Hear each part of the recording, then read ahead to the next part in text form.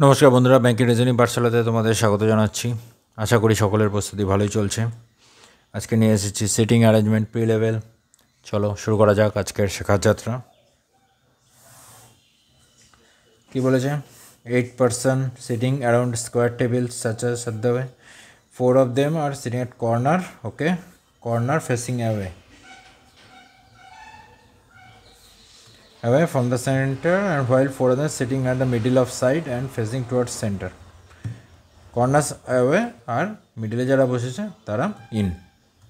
ওকে, এটা লেখার দরকার নেই, জাস্ট বোঝানোর জন্য লিখে দিলাম। তার মানে সিনারিওটা এরকম হবে। এটা স্কোয়ার হলো না, রেক্ট্যাঙ্গেল হয়ে গেল, যাই হোক এটাকে স্কোয়ার মনে করো।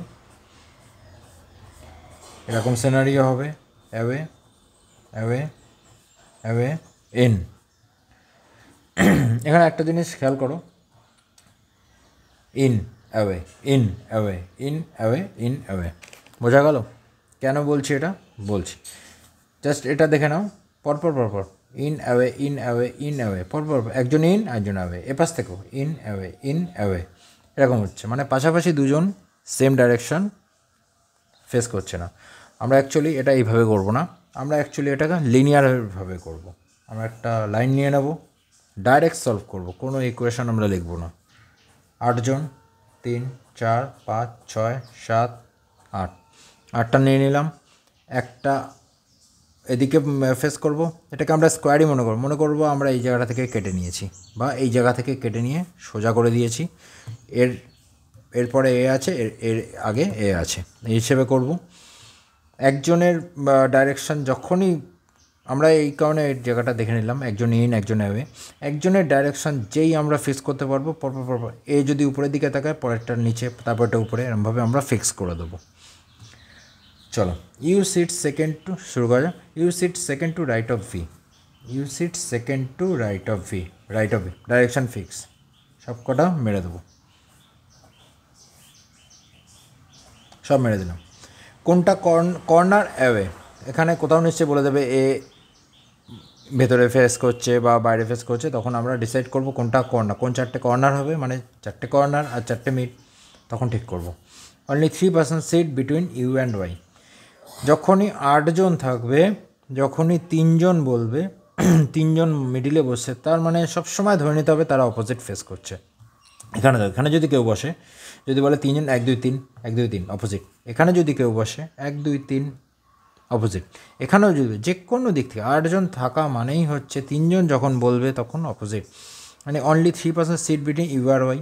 যেদিক থেকে দেখো কোনো অসুবিধা নেই, এদিক থেকে দেখো ইউ আর ওয়াই, এদিকে হয়, এদিকেও গেলে এদিকে সেম হবে, অপোজিটেই হবে।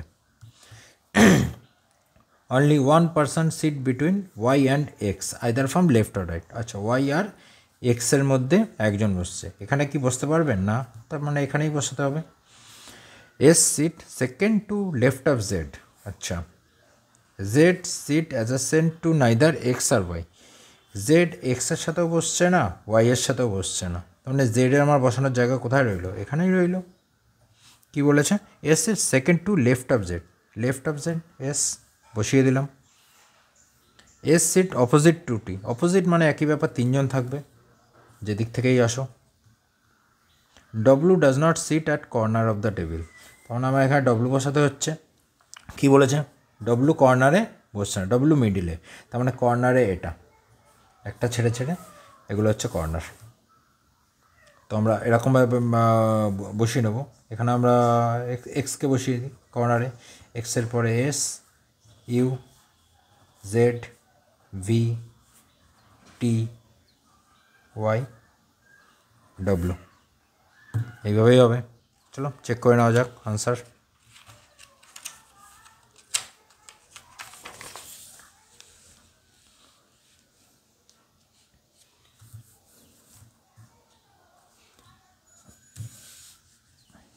X, S, U, Z, V, T, Y, W, এখানের সাথেও চেক করো, একই ব্যাপার হবে। এক্স বাইরে ফেস করে আছে, ডব্লু মিডিলে, মিডিলে মানে ইন, এটা out. X, S, U, Z, V, T, Y, W, এভাবেই হবে। ঠিক আছে, ভিডিওটি দেখার জন্য ধন্যবাদ। নিয়মিত পড়াশোনা চালিয়ে যাও, পরের ক্লাসে আবার দেখা হবে।